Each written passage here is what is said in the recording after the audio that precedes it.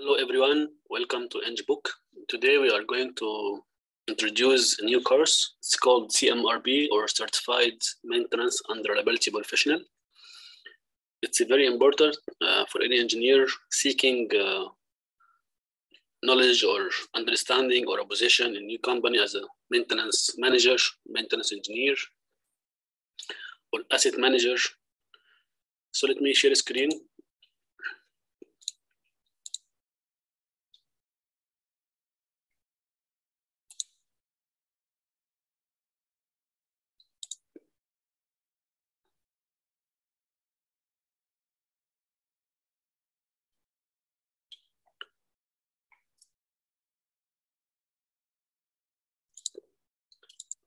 Okay, here we go.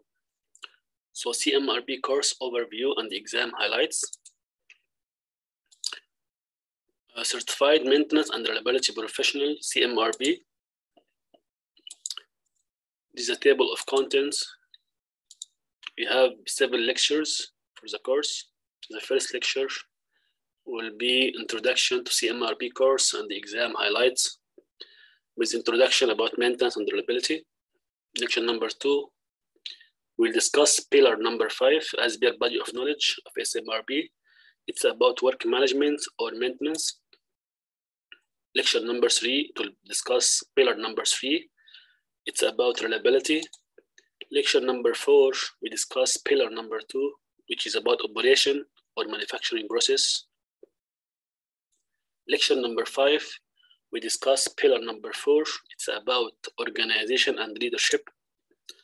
Lecture number 6, we discuss pillar number 1. It's about business management. And the last lecture will be about final review for the whole lectures. And we solve together some questions to prepare for the exam. So let's take it in detail. This lecture number 1, we discuss the Society of Maintenance and Reliability Professional in USA. It's the organization which produced this certificate, CMRP. Also, they have 2 other certificates, CMRT, Certified Maintenance Reliability Technician. It's for technician. And they have CAMA, Certified Asset Management Assessor. It's for all asset managers and anyone interested in asset management to recognize his company or organization in ISO system or ISO standard. It's assessor or auditor. So if you have CAMA certificate, you can assess your company assets and you can get ISO certificate for your company. It's very highly and appreciated certificate in the industry. Okay, second, we discuss about the exam. It's 110 questions, MSCQ, 2.5 hours, and it's online. You can register anytime through the year. And the course content will be 7 lectures. Okay. Then we have all overview or introduction about maintenance and reliability. What means by asset performance, maintenance, reliability, and operation. Normally, asset performance, it has 3 legs. 1 leg for operation, 2nd leg for maintenance, 3rd leg for reliability. Then we discuss the difference between asset management, facility management, maintenance, and reliability, because there are many confusions for all engineers regarding which certificate to approach or to seek. It's based on your discipline or based on your new position or based on your new future career. Asset management, it's about all assets, because the asset, it means anything has value, as we discuss later. But facility, it's only like property, building, hospital, like hotel, hospital, residential building, office building. And the maintenance and reliability, it's about the core maintenance and reliability of the equipment and assets. So in the next slide, we'll discuss the difference between all of these 3 items: asset management, facility management, maintenance, and reliability. Then we discuss reference for the CMRP, from the CMRP organization, maintenance and reliability body of knowledge. And we have the candidate guides and the best practice by Ramesh. This is the main reference for the certificate. Here on the second slide, as we discussed, we have the difference between maintenance reliability, asset management, and facility management. As we see here on the left side, the first pictures about maintenance and reliability, which is our course, CMRP. CMRP is a certificate about this maintenance and reliability. We discuss here 5 knowledge area: business management, operation, reliability, leadership, organization, and work management. And it's issued by CMRP in USA. This maintenance and reliability. Okay.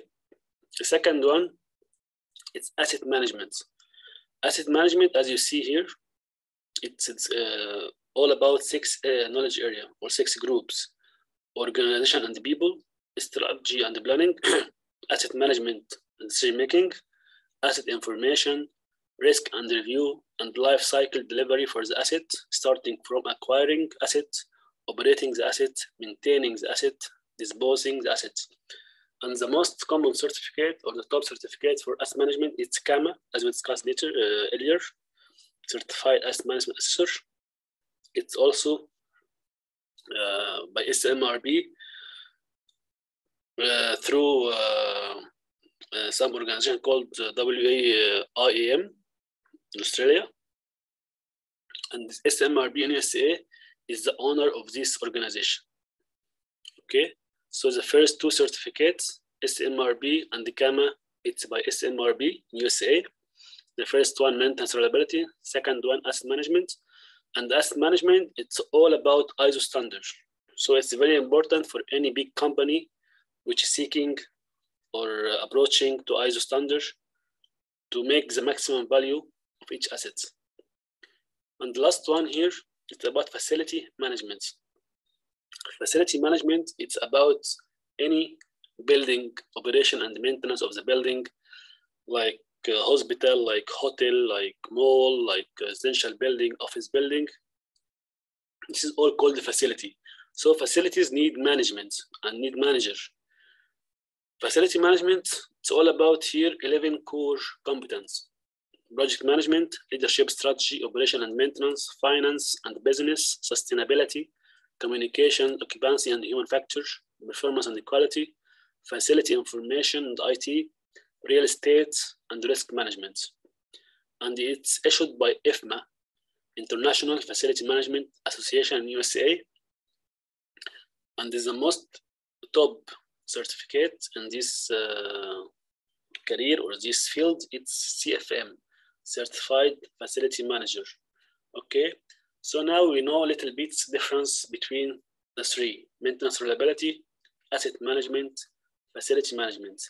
Asset means anything has value, and the asset may be fixed like property, building, car, lands, and maybe current like cash, money, inventory, and maybe tangible. Tangible means you can't touch it, like fixed assets. And maybe intangible. Intangible means you cannot touch it, but it has value, like copyright, like patents, like brand, logo. So asset has a wide range of definitions. Okay, it's wide approach and wide knowledge area. So facility is part of assets, because facility only means a fixed asset, like buildings, properties, as we discussed earlier. Okay, facility, it's more holistic because it's all about not only about the maintenance reliability, it's also about the people living in the facility or living, working in the facility. You should care about the end user, about the owner, about the process itself, and about the property itself. But asset, it's mainly about the asset itself, how to maximize the value of assets, okay, through process. But it doesn't include the people who working or people who living. And the maintenance and reliability, it's core. It's about the maintenance itself, strategy of maintenance, strategy of reliability of the assets. Okay, I hope we have cleared now knowledge about the 3 of them. So it's based on you, which one to approach, which one to seek, based on your career. Lection number 2, it's about pillar number 5 in knowledge, biology of knowledge, as per CMRP. It's about work management or maintenance. We discuss type of maintenance: reactive, preventive, predictive, proactive. What is the difference between them and different generations? So you're understanding the failure, type of failure, potential failure, functional failure, and catastrophic failure. So we have very important term called RCM, or reliability center maintenance. It's type of modern maintenance. We will know it and we introduce it through 4 principles, 7 questions, and 9 processes. And we have RBN, like risk priority number, and FEMIA, or failure mode effective analysis. These all terms including in the RCM. Then we discuss planning and scheduling of maintenance. Planning means what and how, what we do and how we do it. Scheduling is about who and when, who will do this task and when. Then we have WO, or work order, and the BOM, bill of materials, and CMMS, or computerized maintenance management system.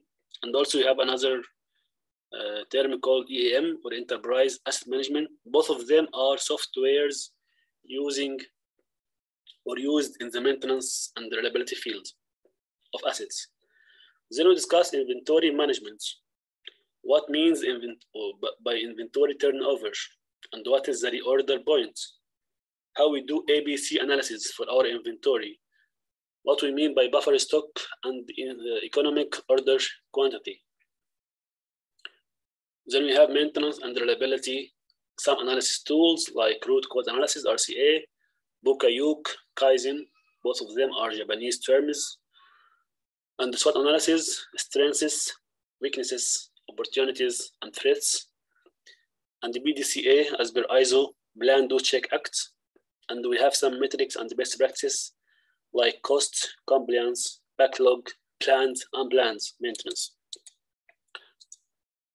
As we see here, the level of maintenance or type of maintenance, starting from reactive, preventive, predictive, proactive.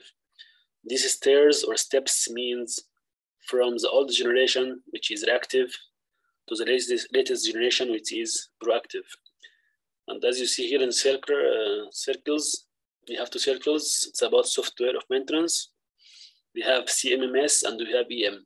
EM, it's enterprise asset management. It's for big company. It's very expensive software to manage your maintenance of assets and manage also the projects, manage the accounting, finance. So it's a holistic software for the whole asset management in any company. But CMMS, it's computerized management, maintenance management system. It's about maintenance of assets. Section number 3, we have pillar number 5. It's about reliability. What we mean by reliability, how you calculate it by MTBF, or mean time between failures. What is the failure rates? What is the availability, maintainability? What is uptime and downtime of assets? And we have the failure patterns. We have 3 generations and different 6 patterns of failures. We have the most common curve of failure. It's called bathtub curve. It has 3 stages or 3 intervals. The first one, infant mortality, which is filled during installation or during new installed assets, and random failures, which is useful lifetime, and wear out is the last failure in any asset lifetime. And we have reliability distribution. The most common one is called Weibull distribution, and we discuss hazard rate, shape factor, scale factor.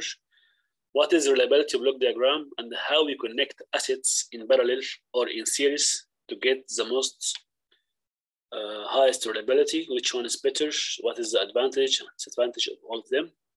And we have some metrics and best practices like mean time between failures, mean time to repair, and downtime. As we see here, 6 patterns of failures, starting from bathtub, wear out, fatigue, initial break-in periods, random, infant mortality.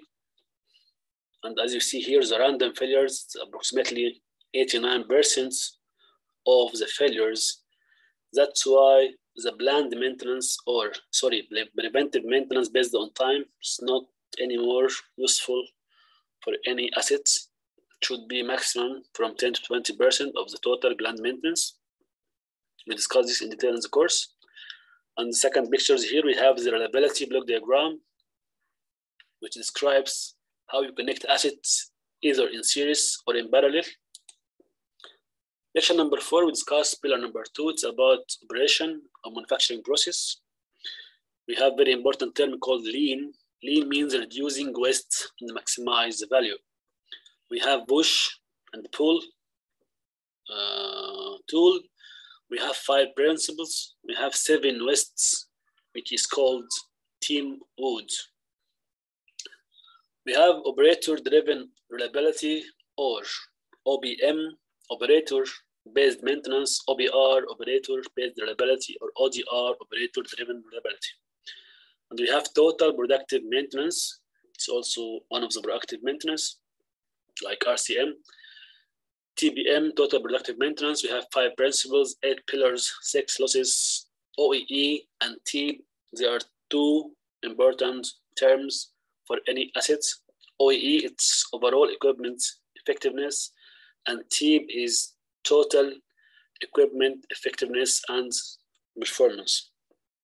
We have workplace organization or 5S. It's also part of lean management. The first S is sort, second S set in order, third S shine, fourth S standardize, and the fifth S is sustain. Sometimes we have 6S with additional S, which is safety. And we have some metrics and best practice like utilization, OEE, TEEB, idle time. As we see here, 7 wastes or team wood. Team wood means transportation, inventory, motion, waiting, overproduction, overprocessing, and defects. This is like 7 wastes. That's why lean management is very important to reduce waste in each stage of this to maximize the value. And we have 5S like sort, set in order, shine, standardize, and sustain. Lection number 5, we discuss pillar number 4. It's about organization and leadership. It's all about the company and people. So we discuss leadership. What is the 5 attributes of a leader? How you compare between boss and leaders? What is the 11 principles of leadership? Then we discuss the culture in any organization, which is very important. We have visible and invisible cultures. We have values, beliefs, behaviors, and change management models. Then we know the difference between vision, mission, goals, objective, strategy, strategic plan. Then we know type of structure in any organization. What is the type of instructions? Maybe direct, indirect, maybe vertical, horizontal. And we how to performing any new team. And what is the RACI chart? RACI or RACI? Responsible, accountable, supportive, consulted, informed. Sometimes we remove the S to be only responsible, accountable, consulted, informed. Then we discuss people development through job task analysis and evaluation of performance for any employee, certification and qualification. And we have some metrics like rework hours, training cost, training hours, return on investment or ROI. As we see here, vision, mission, values, and forming team stages, starting from forming, storming, norming, performing, last one, adjourning. And have the culture, as we said, visible and invisible culture, visible through your behavior and invisible through your belief and values. And we have some attributes of a good leader. Lection number 6, we discuss pillar number 1. It's about business management, how we manage our business of maintenance and reliability. What we mean by key performance indicators, KPI. It's very important for performance evaluation of any employee in the modern industry. We have 2 types, leading and lagging. It could be for employee or for the assets. Uptime, downtime, it's for assets.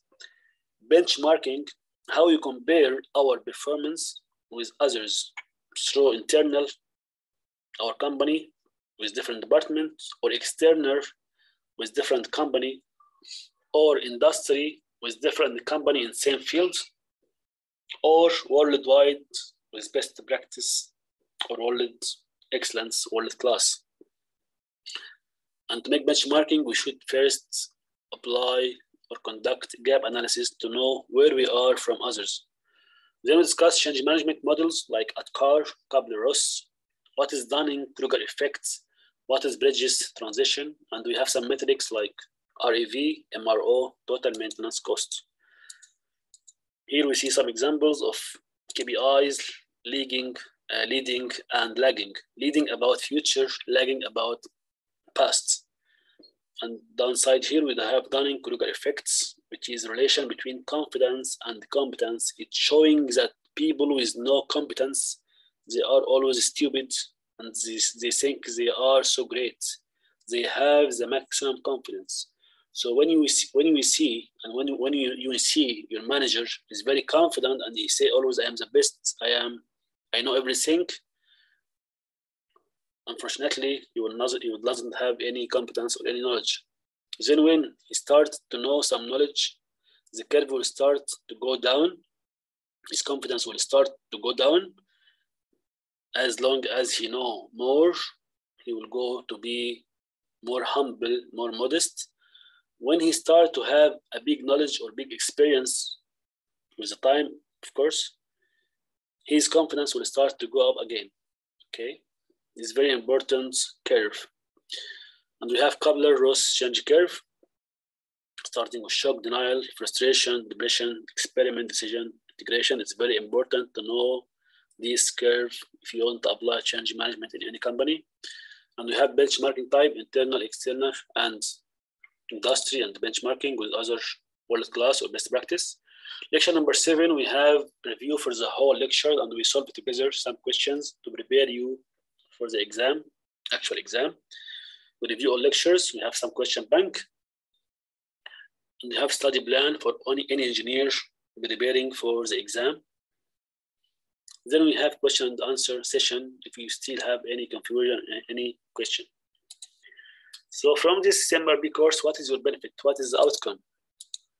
First of all, you will have very good knowledge or sound knowledge about understanding of asset maintenance and reliability based on best practice.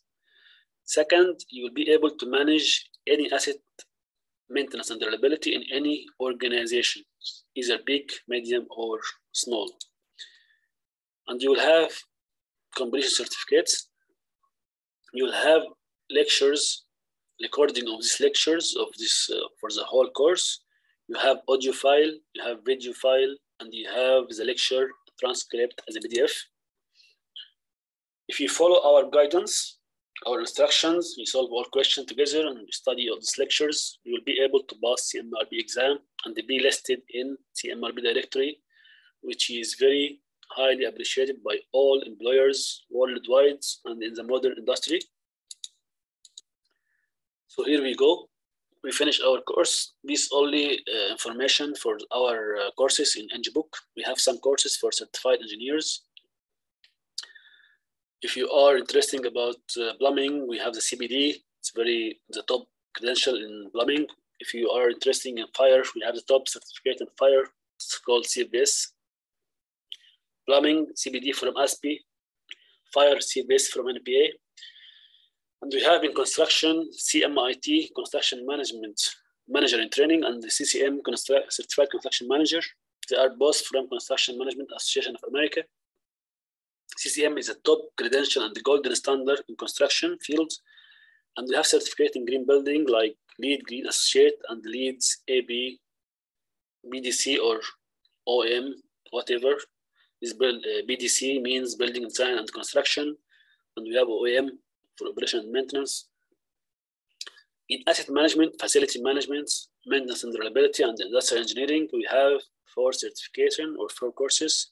CMRP, which we discussed today, and we have certified industrial engineer and certified asset management assessor, CAMA, and we have the latest one, CFM, certified facility manager by EFMA.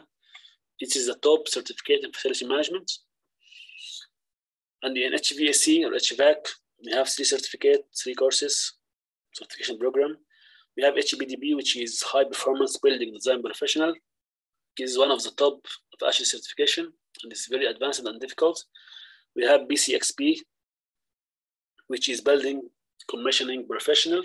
It's about commissioning and in any building. And CHD, latest certificates, it's about how to be certified in HVAC designer.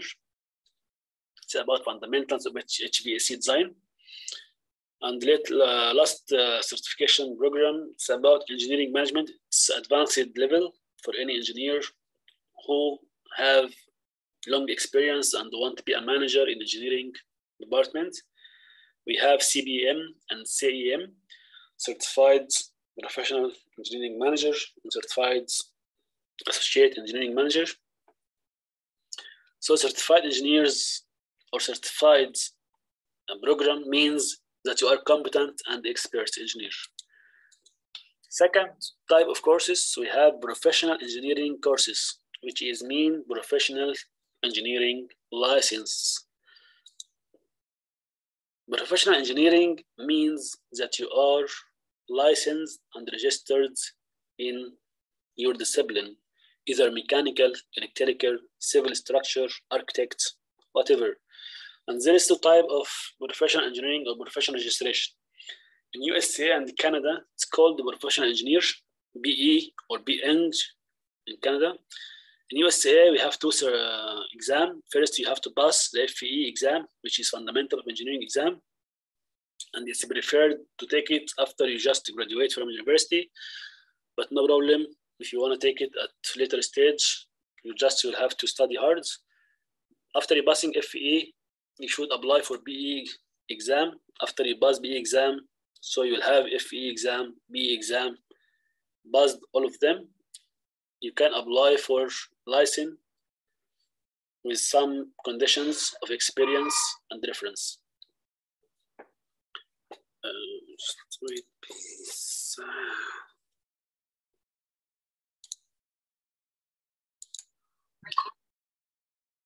So after you passed FE, BE, and you have minimum 5 years experience, you will need 2 reference engineers which have BE license to be your reference.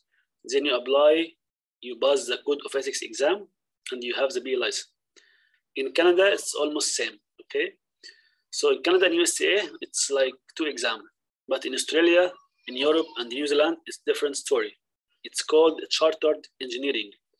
It's through, if you want to apply to Chartered Engineer through your education, which is minimum Master of Science or Master of Engineering, then you make engineering practice report. After you applying and you get approved, you will have interview with the panel to be about from 30 to 1 hour. It's about discussing your report and how you understanding the engineering principles and the practice. If you are mechanical, for example, they will ask you about HVAC, plumbing, fire.